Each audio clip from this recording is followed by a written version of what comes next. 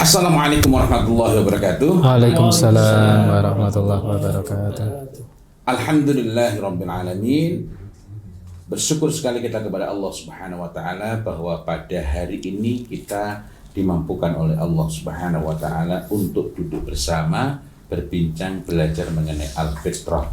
Satu istilah yang hanya satu kali disebutkan secara jelas dalam Al-Qur'anul Karim, yaitu dalam Quran surat Ar-Rum ayat 30, dan sebagaimana disebutkan oleh Allah Subhanahu wa taala di bagian akhir ayat itu, walakinna aktsaran nasi la ya'lamun, akan tetapi kebanyakan manusia tidak mengetahuinya. Maka ini merupakan sesuatu yang pasti, dan karena itulah kita perlu bersungguh-sungguh untuk mempelajari, berusaha mengetahui apa yang dimaksud dengan al-fitrah dan apa pelajaran di dalamnya. Kitab ini Al-Fitrah Haqiqatuha wa Madzahib Nasbiha menerangkan dengan sangat baik.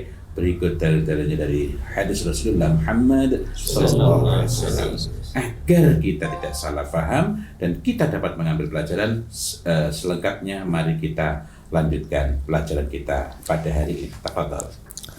Bismillah, alhamdulillah, salatu wassalamu ala rasulillah wa ala alihi wa ashabihi wa mawalah amabad. Kita lanjutkan membaca kitab Al-Fitrah. Kita masuk di poin ke-8, masih tentang bagaimana fitrah ini akan menuntun orang kepada tauhid uluhiyah. Qala musannif hafidhahullah ta'ala, annal makhluqina la yatasawwara an ya'malu illa li hududihim min jalbi manfaatin aw daf'i madaratin. Bahwasanya makhluk-makhluk itu la yatasawwara, itu tidak tergambarkan.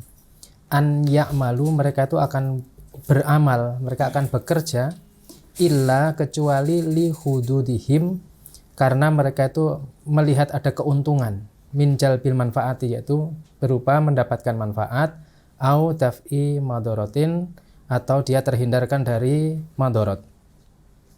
Motivasi makhluk ketika dia melakukan suatu amalan itu karena di hadapannya itu tergambar ada keuntungan, yaitu dia mendapatkan manfaat atau terjauhkan dari madarat.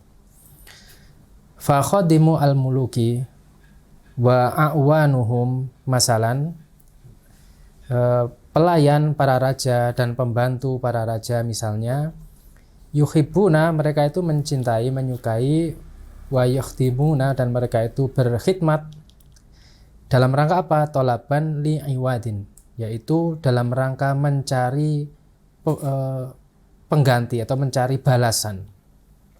Idalam yakun al-amalu lillah, jika mereka itu tidak beramal karena lillah. Wa nahu dalika, demikian itu.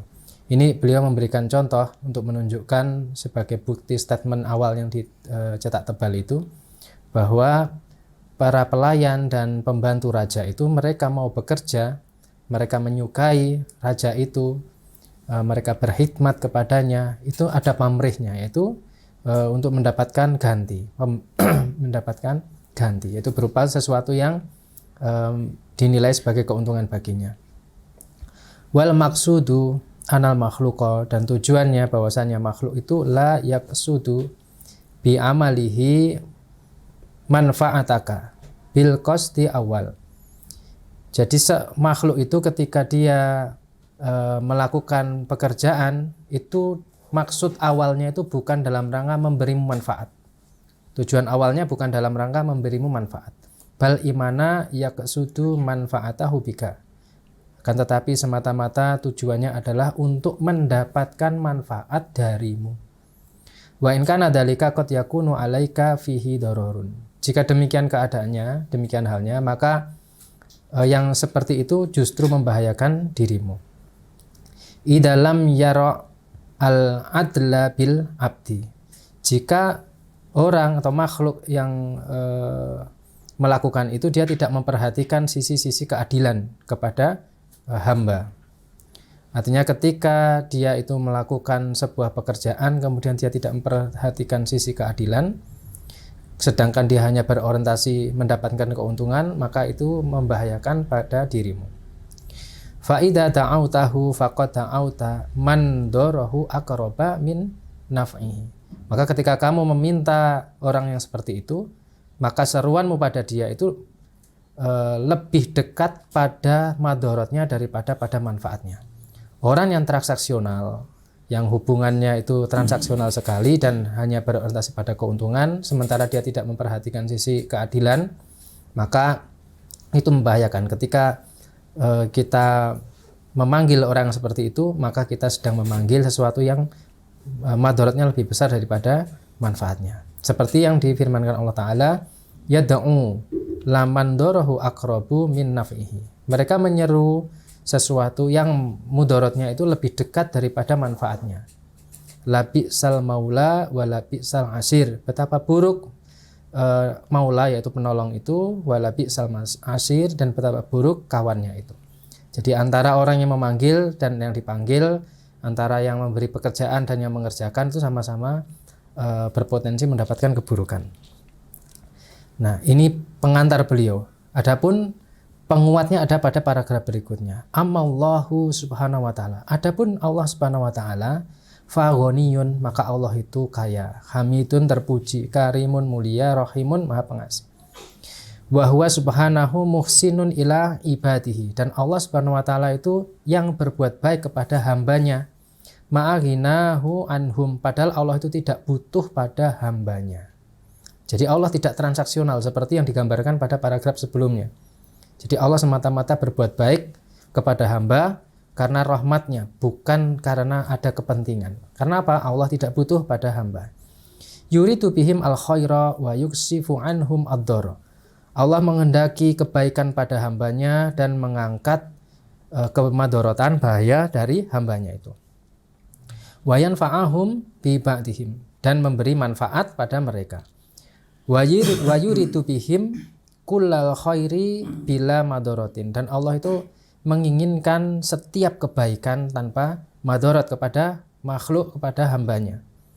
Wa kullu dalika, setiap yang demikian itu la li jalabam manfaatahum ilaihi. Apa yang Allah lakukan itu bukan dalam rangka mendapatkan manfaat dari hambanya untuk Allah. Wala lidafa'a madaratahum anhum, dan juga bukan dalam rangka mencegah kemadharatan mereka kepada Allah. Bal, akan tetapi kullu dalika, setiap kebaikan yang Allah lakukan itu sebagai bentuk apa? Rahmatan wa ihsanan. Itu bentuk kasih sayang Allah dan kebaikan Allah minhu, dari Allah Subhanahu wa taala.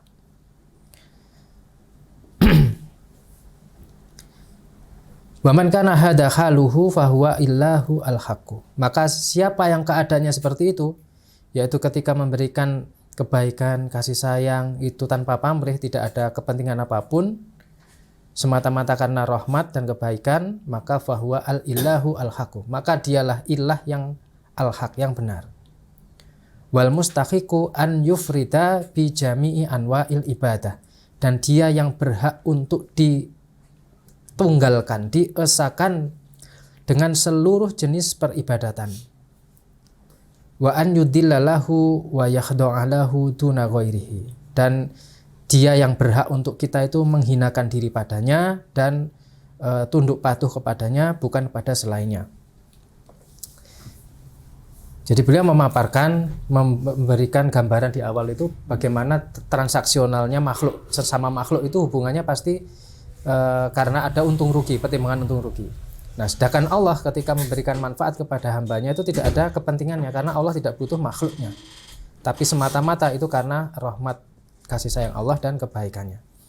Maka ketika ini dipahami, ini akan membawa kepada tauhid uluhiyah. Karena di sini sebenarnya ada pengakuan bahwa Allah adalah Rabbul Alamin, yaitu ketika Allah itu berbuat baik, mulai dari menciptakan, mengurusi segala makhluknya, kemudian menginginkan kebaikan pada makhluknya, itu bentuk kepengurusan Allah, dan itu adalah secara tidak langsung pengakuan terhadap rububiyah Allah. Maka ketika itu disadari, kemudian ditegaskan oleh beliau di sini, kalau keadaannya seperti itu, maka dialah ilah yang hak, yang berhak untuk diesakan dalam seluruh bentuk peribadatan. Ini di pendalilan di poin ke-8.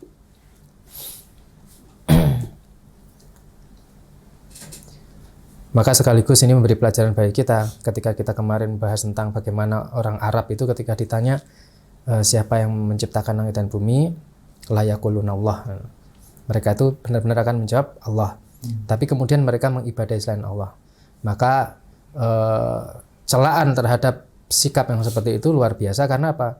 Mereka pengingkarannya, mereka sudah tahu bahwa yang menciptakan, memberi rezeki, yang mengatur segala urusan, memiliki semua ini Allah, tapi kemudian malah beribadah pada selain Allah. Maka itu sebuah kebodohan yang luar biasa. Dan yang nomor 9, anal ibadatallah wahdahu, sesungguhnya bahwasanya mengibadai Allah saja, bima yuhibbu, dengan apa yang dicintai, imma antakuna akmala linnasi, ada kalanya dia itu akan menjadi sempurna pada seseorang, ilman, dari sisi ilmu, wa qasdan, dan tujuan. Ada orang yang mengibadai Allah, dia itu sempurna dari sisi ilmu dan maksudnya, artinya memang beribadah hanya kepada Allah saja. Atau kemungkinan yang kedua adalah al-israku bihi akmal, atau dia akan jatuh kepada menyekutukan Allah. Ada orang yang mengibadai itu dengan mentauhidkan Allah, ada yang dia mengibadai Allah tapi sekaligus menyekutukan Allah. Wasaniyu, yang kedua ini adalah maklumul fasadi wa bid-darurah. Yang kedua ini tadi, yaitu yang beribadah pada Allah tapi sekaligus menyekutukan Allah, ini maklumul fasadi. Kerusakannya itu sudah diketahui, maklum, dimaklumi. Bid-darurah dengan secara aksiomatis, maksudnya secara jelas itu sudah diketahui kerusakannya. Li'anna idkhala wasaid bainahu wa baina khalqihi, karena adanya masuknya wasaid, yaitu perantara, bainahu, antara dia, antara Allah, wa baina khalqihi, dan antara makhluknya Allah. Jadi memasukkan perantara antara dia dengan Allah Subhanahu wa taala. Nah, yang seperti itu adalah yang kisu bi haqqi rububiyatihi wa ilahiyatihi wa tauhidihi. Memasukkan wasaid, perantara antara dia dengan Allah, itu mencederai hak Allah, hak rububiyah Allah, ilahiyah Allah, dan tauhid Allah. Wa dhannun bihi dhannusu', dan dia itu mengembangkan prasangka yang buruk pada Allah Subhanahu wa taala. Ini akan lebih jelas kalau kita baca misalnya di Syarah Kitab Tauhid. Di sana ada penjelasan bagaimana orang yang dia itu ketika mengibadai Allah, dia mensyaratkan lewat perantara, itu mencederai rububiyah Allah dan keilahian Allah dan tauhid kepada Allah. Karena ketika seorang itu dia menempatkan adanya perantara, itu dia sudah mengkiaskan hubungan dia dengan Allah itu sebagaimana hubungan dia dengan raja-raja. Dan ini mengingatkan saya pada ini, belakangan muncul banyak syubhat bahwa kita itu memang dapat mengambil wasilah dari amal soleh yang sudah kita lakukan. Ini ma'ruf. Akan tetapi belakangan ini muncul orang-orang yang mengatakan seolah-olah cepat tidaknya dikabulkan permohonan kita oleh Allah, dan ada teknik-teknik untuk mempercepat dengan menambah sedekah, padahal itu tidak, sama sekali tidak pernah ada perintahnya. Seolah-olah hubungannya, dan bahkan dalam beberapa kesempatan memang diilustrasikan, memang dianalogikan, kalau kita ingin mendapatkan sesuatu dari raja-raja sekarang kan bisa bupati, bisa gubernur, bisa camat, ya, bisa lurah, ya, bisa majikannya di perusahaan, bisa majikannya, organisasi. Nah, saya wallahu a'lam, apakah? Ya, jadi kalau misal hubungan antara makhluk dengan raja itu biasanya kalau dia tidak mungkin datang ujuk-ujuk langsung nemui rajanya menyampaikan hajatnya, itu malah tidak sopan. Tapi ketika dia lewat perantara yang sudah dikenal oleh rajanya, terus lewat perantara ini menyampaikan, nah itu bentuk takdim dia kepada raja itu. Tapi dengan Allah tidak seperti itu. Nah, makanya ketika orang memiliki merasa, wah saya ini banyak dosanya, jadi rasanya tidak pantas kalau saya langsung ke Allah, saya minta tolong jenengan, misalnya malah batu atau kuburan, karena ini kuburan orang soleh, minta tolong Mbah, tolong disampaikan ke, atau orang-orang yang punya akses langsung, punya akses langsung, tolong, tolong disampaikan. Nah, itu justru kata beliau ini bentuk tankisu bihaqi rububiyatihi wa ilahiyatihi wa tauhidihi, karena Allah sendiri nyatakan, berdoalah, mintalah kepadaku, maka aku akan mengabulkannya. Sebagaimana juga ketika ada orang, dan Allah itu sangat rindu orang-orang yang berbuat dosa itu tobat, dan itu tidak disyaratkan lewat perantara. Padahal orang ini dalam posisi dia adalah seorang pendosa, ya kan?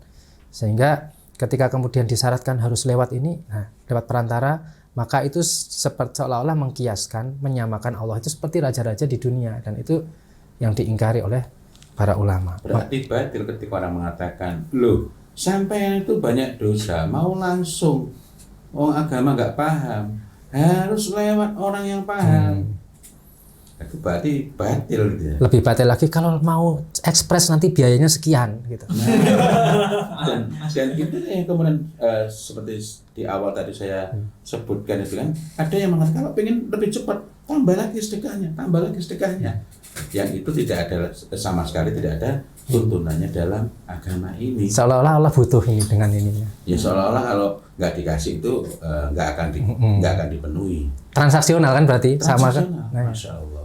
Subhanallah ya. Dan itu bukan sifatnya Allah. Bukan. Ya. Bukan. Makanya tadi dijelaskan di awal, di atas itu, bahwa ketika Allah itu menginginkan kebaikan pada hamba, ingin mengangkat madorot. Makanya di antara hikmah diutusnya Rasul, diturunkan kitab kan untuk itu, untuk mengingatkan manusia kepada fitrahnya, sehingga ketika mereka itu terpantik ingatan dengan fitrahnya itu, mereka bisa lurus. Nah kalau mereka lurus, mereka jauh dari madorot kan itu, untuk kasih sayang Allah. Ini sepertinya penting sekali untuk mengingat dawuhnya perkataan dari Imam Syafi'i rahimahullah ta'ala yang memperingatkan kepada kita bahwa kalau ada orang yang mengaku dapat melihat jin secara langsung, bisa berinteraksi secara langsung gitu ya, bisa mengetahui jinnya di mana saja, maka menurut Imam Syafi'i berpendapat bahwa ini batallah persaksiannya, syahadatnya batal, syahadatnya rusak, sehingga tidak boleh diambil perkataannya. Nah, hari ini bermunculan manusia-manusia, makhluk-makhluk seperti itu yang mengatakan, kamu nggak tahu, saya ini tahu betul jinnya di mana, saya bisa. Nah ini berarti harus ditinggalkan kalau orang itu betul-betul mengikuti, karena di antara yang merasa bahwa ini perlu diikuti kan menganggap merasa dirinya mengikuti Imam Syafi'i rahimahullah ta'ala. Padahal Imam Syafi'i berpendapat sebaliknya tadi ya. Memperingatkan dengan sangat tegas, jangankan begitu. Andai kata ada orang yang betul-betul kita melihat dengan mata kepala kita sendiri, berjalan di atas air atau terbang di udara tanpa, bukan karena naik pesawat ya, maka itu pun tidak boleh kita ikuti kecuali setelah melihat dengan sangat jelas mengenai kesesuaian dirinya dengan Al-Quran dan As-Sunnah. Jadi disebutkan oleh Imam Syafi'i, artinya ini tadi memberikan peringatan yang sangat keras agar kita ini janganlah sekali-kali rusak iman kita, akidah kita, sehingga menjadi penghambat kita itu untuk sampai pada keadaan wafatnya di atas al-fitrah gara-gara pakai perantara-perantara. Nah, Imam tadi yang kalau mengaku melihat jin itu, ini penting sekali saat ini, penting sekali untuk kita garis bawahi. Pokoknya ada yang ngaku gitu, sebenarnya dia bukan nabi dan kami kan ada nabi lagi, karena yang dikecualikan oleh Imam Syafi'i rahimahullah ta'ala adalah nabi, dan sekarang nggak mungkin ada nabi lagi. Maka orang itu harus ditinggalkan, tidak boleh diambil perkataannya sama sekali. Wallahu a'lam. Dan yang seperti tadi itu disebutkan di sini, itu adalah bentuk suudon kepada Allahnya. Yang tadi itu yang ketika dia merasa perantara itu suudon. Nah, Allah itu kan rahmatnya luas sekali, kasih sayangnya luas, dan Allah Maha mengetahui hajat setiap hamba, sehingga ketika hamba itu butuh, dia menganggap biar lebih lancar kalau lewat perantaraan, dia seolah-olah bersuudon bahwa Allah itu tidak tahu apa yang dia butuhkan, sehingga butuh. Allah itu kalau nggak disuap itu nggak mau. Nah, kan suudon sekali. Jalan Jombang dapurmu gitu. Iya, itu kan suudon, bentuk buruk sangka kepada Allah Subhanahu Wa Taala. Dan masalahnya adalah sekarang ini muncul dai bukan dalam arti mesti ustadz ya, untuk orang jadinya ustadz yang mempropagandakan, bahkan menjual teknik-teknik. Kalau ingin doanya dipercepat, kalau ingin dikabulkan dalam 1 bulan, kalau ingin lebih cepat lagi, maka sedekahnya ditambah sekian, kemudian ada amalan ini ditambah sekian. Yang itu saya tidak menemukan dalam hadis manapun. Wallahu a'lam bishawab. Kita lanjutkan. Maka yang demikian itu yamtani'u fil uquli wal fatri jawazuhu. Orang yang menganggap perlu wasaid itu tadi itu tertolak oleh akal juga oleh fitrah. Fata'ayanu al-awal. Maka yang benar itu adalah yang pertama kali, yaitu beribadah pada Allah secara langsung, itu baik ilmu maupun tujuannya itu benar. Wahwa, yaitu Allah an yakuna fi fitrati muqtadin. Maka Allah itu menjadikan ada tuntutan dalam fitrah itu. Ada sesuatu yang mendorong dalam fitrah itu. Apa? Ya tadi tauhidahu wa ta'alahu wa ta'dhimahu, yaitu mendorong pada mentauhidkan Allah dan berilah hanya kepada Allah sekaligus mengagungkan Allah Subhanahu wa taala. Itu tuntutan yang ada pada fitrah ketika fitrah itu masih selamat. Kemudian di poin ke-10, annahu yastakhilu an ta'allahu al-fitrah wa ta'buda ghairallahi ta'ala. Bahwasanya mustahil bagi fitrah itu untuk berilah, menuhankan dan mengibadahi selain Allah Ta'ala. Mustahil bagi fitrah untuk menuhankan dan mengibadahi selain Allah Ta'ala. Wadhalika li umurin, yang demikian itu dijelaskan dalam beberapa hal. Yang pertama, anna dhalika mudadun laha wa mukhalifun li salamatiha. Bahwasanya mengibadahi, menuhankan selain Allah itu bertolak belakang dengan fitrah. Wa mukhalifun li salamatiha, dan itu menyelisihi fitrah yang selamat. Karena fitrah seperti yang sudah kita jelaskan di awal-awal itu adalah ikrar tauhid rububiyah pada Allah Subhanahu wa taala, yang ketika ikrar tauhid rububiyah itu berkonsekuensi pada ikrar juga kepada tauhid uluhiyah. Maka ketika ada peribadatan dan menghamba kepada selain Allah itu pasti bertentangan dengan fitrah. Dan yang kedua, annahu laisa ayu makhlukin aula bi an yakuna ilahan. Tidak satu makhluk pun itu lebih utama untuk menjadi ilah min ghairihi, dari selainnya, minal khalqi, dari makhluk. Jadi makhluk itu tidak ada yang lebih utama untuk bisa menjadi Tuhan bagi yang lain. Kenapa? Itu ada di poin ketiga. Anna dalikal makhluqa in kana mayitan. Jika makhluk itu dia mati, fal hayyu akmalu minhu, maka yang hidup itu lebih sempurna daripada dia. Jadi kalau ada orang yang dianggap ini orang mulia gitu, orang mulia, pantas untuk dituhankan misalnya, ada yang menganggap gitu. Nah, kalau dia mati itu yang hidup masih lebih sempurna daripada yang mati itu. Ya, dia udah mati kok Nah, ya. Dia mati, jelas nggak bisa. Mohon maaf buat dituhankan. Nggak bisa mendengar, nggak bisa Sedangkan sifat syarat kalau diilahkan ya seperti tadi yang disebutkan. Jadi dia harus bisa mendengar, bisa menjawab apa yang diminta. Fayamtani'u an yakuna annas mafturina ala ibadatil mayit. Maka tertolaklah menjadikan manusia itu, menganggap manusia itu dia diciptakan di atas penghambaan kepada mayit, pada mayit. Maka itu sudah gugur. Kenapa makhluk itu tidak bisa dituhankan? Karena ketika makhluk itu mati, yang hidup itu lebih sempurna, dan penghambaan kepada yang sesuatu yang mati itu tertolak. Tidak mungkin, tidak boleh, dan seperti itu. Wa in kana hayyan, dan jika misalnya hidup, fala butalahu khidman min ilahin, maka dia itu memiliki kepastian dari ilah yang butuh, yang dia ibadahi. Kepastian, yaitu ada sesuatu yang akan membatasi dia. Wa hata yalzimu minhu, dan itu berkonsekuensi at-tauru wa tasalsal al-mumtani. Jadi dia ada batasannya, seseorang dari ilahnya, dari Allah yang kita ibadah, yaitu ada batasan, dia dilahirkan, kemudian ada rentang waktunya dia mati, dan seperti itu terus. Dia seperti itu terus. Fala buta lil khalqi, maka tidak bisa tidak bagi makhluk itu kullihim, semuanya, min ilahin kamilin, itu berasal dari ilah yang sempurna.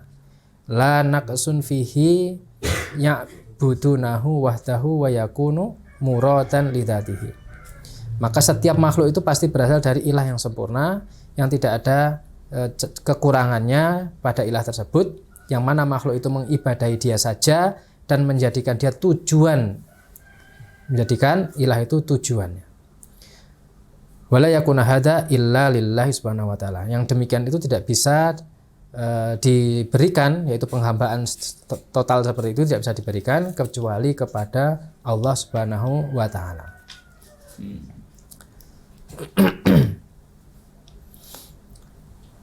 Jadi beliau membawakan berdalil bahwa fitrah itu tidak mungkin mendorong atau mengajak sahibul fitrah itu menuju penghambaan kepada selain Allah. Karena fitrah itu sendiri ikrar tentang kepada tauhid rububiyah Allah. Dan dijelaskan di sini selain Allah itu kan makhluk, dan makhluk itu punya keterbatasan, punya masa berlakunya gitu ya. Kalau dia kapan tercipta, kapan berakhir, kapan hancur. Sehingga dijelaskan ketika seorang itu menganggap ada manusia yang berhak dituhankan, maka itu batil, tertolak dengan apa? Kalau dia mati, maka yang hidup itu lebih sempurna. Sedangkan yang hidup itu pada akhirnya juga mati, terus musalsal terus seperti itu. Sehingga tidak ada makhluk yang berhak untuk dijadikan ilah. Kemudian poin yang ke-11, anna fitriyata tauhidur rububiyah.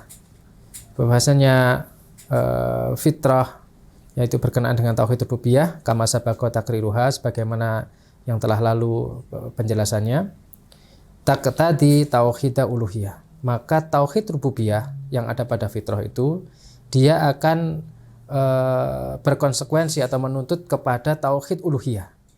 Wa ifradallahi bil ibadah, dan mengesahkan Allah dalam ibadah, aklan wa fitratan, baik dari sisi akal maupun dari sisi fitrah. Pemahaman kita terhadap tauhid rububiyah itu akan membawa kita kepada tauhid uluhiyah, menunggalkan, mengesahkan Allah dalam ibadah, baik dari sisi argumentasi akal maupun fitrah. Qala Ibnul Qayyim rahimahullah, Ibnu Qayyim menjelaskan, qauluhu ta'ala, firman Allah ta'ala, hakian, yaitu ketika menghikayatkan an sahibi Yasin, yaitu pada Sahibul Yasin. Ini cerita tentang surat Yasin, karena di situ ada seolah-olah ada pelaku yang nanti akan bercerita di sana, maka disebut Sahibul Yasin. Anau, bahwasanya dia itu qala liqaumihi, dia berkata kepada kaumnya, yaitu Sahibul Yasin itu berkata kepada kaumnya, muhtajan, dalam rangka berhujah, berargumentasi alaihim, kepada kaumnya itu, bima tukirra bihi, dengan bima tukirru bihi, dengan apa yang diikrarkan, fatrahum fitrah mereka, wa uquluhum, dan akal mereka. Jadi Sahibul Yasin ini berhujah, menerangkan kepada kaumnya dengan sesuatu yang ada pada akal dan fitrahnya. Katanya, wa malia, tidak ada alasan bagiku, wa malia, tidak ada alasan bagiku, la a'budu alladzi fatarani, tidak ada alasan bagiku, aku itu tidak mengibadahi dia yang menciptakanku, wa ilaihi turja'un, dan kepadanya kalian tuh kembali. Ini statement awalnya. Fata'amal, kata beliau, kata Ibnu Qayyim, fata'amal, maka perhatikan hadal khitab, perkataan ini, kaifa tajidu tahtahu asrafa makna wa ajallahu wa huwa anna kaunahu subhanahu wa ta'ala fatiran li ibadihi. Perhatikan, kata Ibnu Qayyim, bagaimana engkau dapati di bawahnya itu, di pada perkataannya itu ada asrafa makna yang sangat mulia, wa ajallahu, dan sangat tinggi, wa huwa, yaitu sangat jelas, wa huwa, yakni anna kaunahu subhanahu, bahwasanya keberadaan Allah subhanahu wa ta'ala itu adalah fatiran, sebagai pencipta li ibadihi, bagi hambanya. Keberadaan Allah sebagai pencipta hambanya itu yaqtadi ibadatahum, itu menuntut peribadatan mereka, yaitu pengibadahan kepada Allah subhanahu wa ta'ala lahu, yaitu kepada Allah. Wa anna, bahwasanya man kana mafturan, siapa yang diciptakan makhlukon, yaitu dia itu makhluk yang diciptakan, fa haqiqu bihi an ya'buda fatirahu, maka dia itu mestilah mengibadahi penciptanya, wa khaliqahu, dan penciptanya, wala siyama, terutama idza kana muraduhu ilaihi, yaitu ketika terutama ketika maksud dia kepada Allah itu tujuannya itu kepada Allah. Fa mubda'ahu minhu, asal makhluk itu berasal dari Allah. Wa masiruhu ilahi, dan dia itu berjalan atau menuju kepada Allah, tempat kembalinya itu kepada Allah. Wa hadza yujabu alaihi tafrigu. Maka ini berkonsekuensi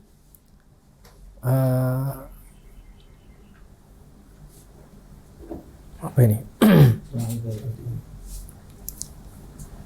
Membaktikan.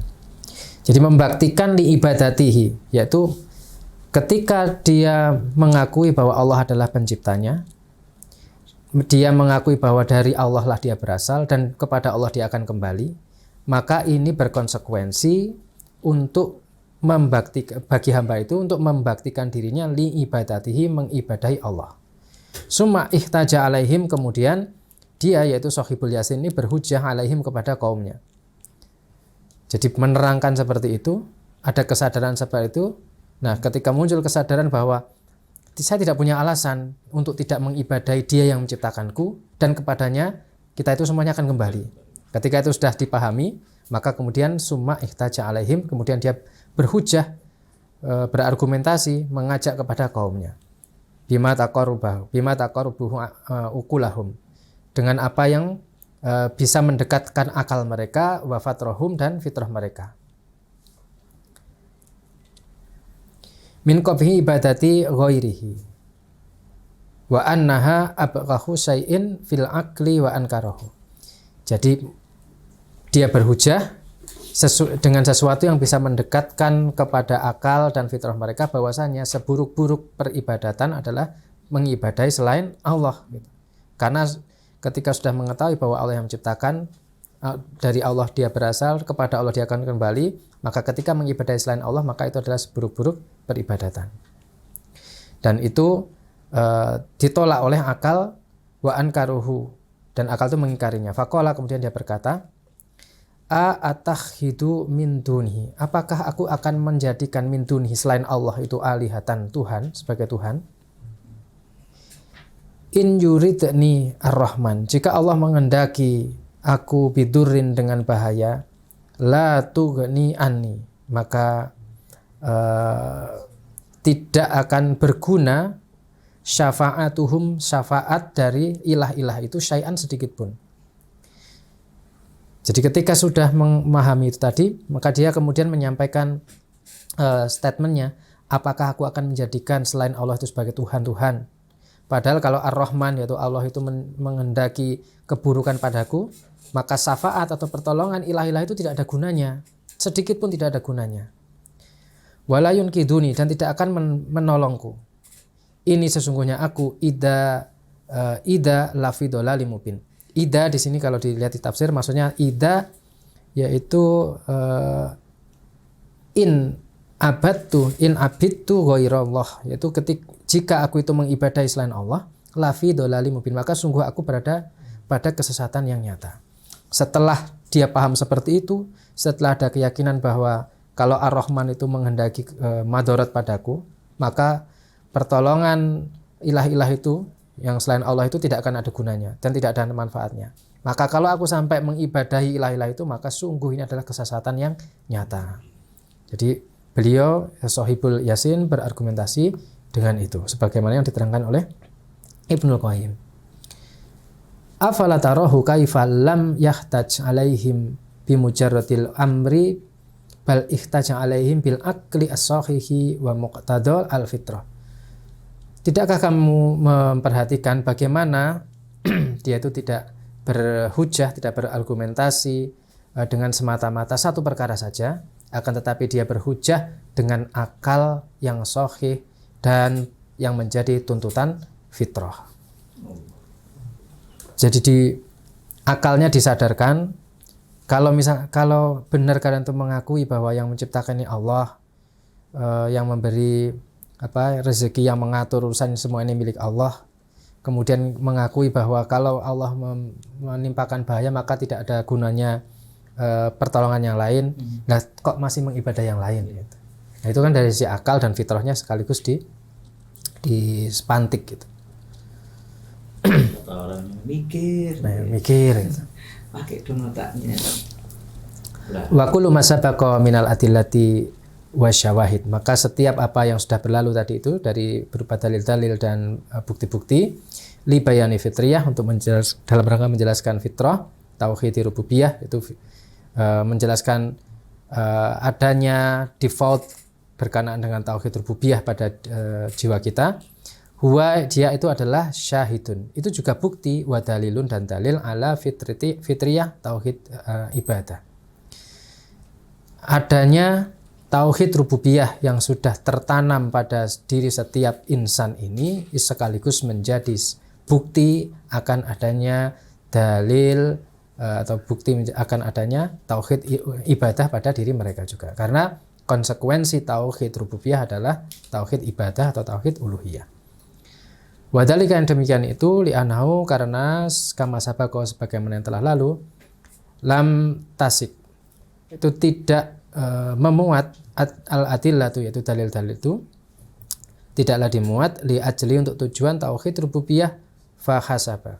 Jadi dalil-dalil yang disebutkan itu bukan hanya memuat tauhid rububiyah saja, bal akan tetapi lima yastalzimuhu aidon, tapi juga berkenaan dengan apa yang menjadi konsekuensi tauhid rububiyah itu. Min ifradillahi ta'ala bil ibadah wahdah, yaitu apa konsekuensinya? Mengesahkan Allah Ta'ala dalam ibadah hanya kepada Allah saja. Wal Qur'anul Karimu yu'aqidu hadha fi aksari min maudhi'i. Al-Qur'an Al-Karim itu menegaskan perkara ini pada banyak sekali tempat. Fatajiduhu yadhkuru fil ayati rububiyah au ba'di ma'aniha. Maka engkau dapati itu disebutkan dalam ayat-ayat rububiyah dan sebagian mana-mananya summa yahtamiha bi'iqtidha idzalika li tauhidil ibadah. Kemudian ketika disebutkan berkaitan dengan tauhid rububiyah akan diikuti dengan tauhid ibadah. Wa min tilkal ayat, di antara ayat yang seperti itu adalah sebagai berikut. Qauluhu ta'ala, firman Allah Ta'ala. Inna rabbakumullah, sesungguhnya Rabb kalian adalah Allah. Alladzi, yang mana khalaqas samawati, yang menciptakan langit, wal ardo, dan bumi, fi sittati ayyam, pada 6 hari. Summa stawa, kemudian istawa, alal ars, di atas ars. Yudabbirul amra, Allah mengurusi setiap perkara. Ma min syafi'in, tidak ada syafaat illa kecuali min ba'di idnihi, setelah ada izin dari Allah Subhanahu wa taala.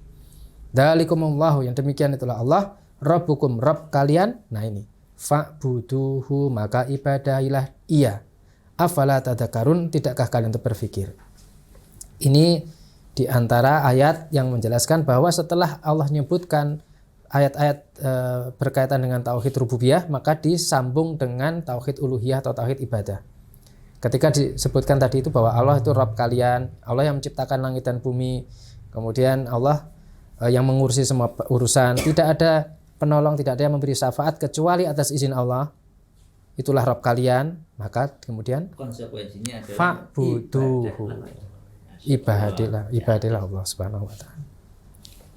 Kemudian yang lain, waqala subhanahu, Allah Ta'ala berfirman, kul, katakan wahai Muhammad, man yarzukukum, siapa yang beri rezeki kalian, minas sama'i, dari langit, wal ardi, dan bumi, amman yamlikul as-sam'a wal absara, siapakah yang memiliki pandangan, pendengaran, dan penglihatan, waman yukhrijul hayya, siapa yang mengeluarkan yang hidup, minal mayit, dari yang mati, wa yukhrijul mayita, mengeluarkan yang mati, minal hayy, dari yang hidup, waman, siapa yang yudabbirul amro, yang mengurus setiap perkara, fasayakulunallah, maka mereka akan mengatakan Allah.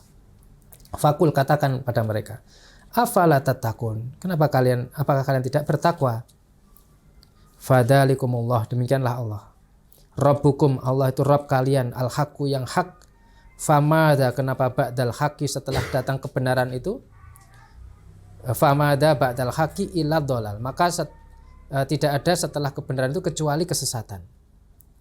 Fa'anna, bahwasanya kita itu tusrafun, akan dikembalikan. Wahada ta'kidu, maka ini menegaskan bi anna fitriyata rububiyah, bahwasanya rububiyah Allah yang tertanam secara default pada diri setiap insan itu yastalzimu, berkonsekuensi, an yakuna, menjadikan fil fitrah, dalam fitrah itu aidon juga iqtada ifradullah subhanahu wa ta'ala bil ibadah, yaitu tuntutan untuk mengesahkan Allah subhanahu wa ta'ala dalam ibadah, duna ghairihi, bukan dengan yang lainnya. Jadi kalau kita ini sudah menyadari kita tidak mengetahui apa yang terbaik bagi kita, kita hanya menduga-duga, menyangka saja. Sudah dikatakan yang tahu itu Allah, kamu tidak tahu. Yang punya kuasa itu Allah, kamu tidak punya kuasa. Yang memberi pemberian yang diberikan padamu itu berasal dari Allah, bukan dari yang lainnya. Maka dengan seperti itu, dengan kesadaran itu mestinya melahirkan kesadaran bahwa Allah yang berhak untuk diibadahi, diilahkan, bukan yang lainnya dari kalangan makhluk, baik yang hidup maupun apalagi yang mati. Wallahu a'lam bishawab. Masya Allah.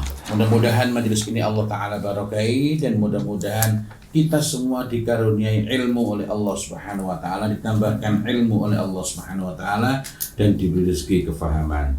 Dan terpenting lagi, mudah-mudahan seluruh yang kita pelajari ini menjadi ilmu yang manfaat. Di antara tandanya ilmu yang manfaat itu ialah bertambahnya ilmu kita, bertambahlah rasa takut kita kepada Allah Subhanahu wa Ta'ala. Wallahu a'lam bishawab. Ihdinas shiratal mustaqim. Billahi taufiq wal hidayah wal inayah. Walhamdulillahi rabbil alamin. Wassalamu alaikum warahmatullahi wabarakatuh. Waalaikumsalam Assalamualaikum warahmatullahi wabarakatuh.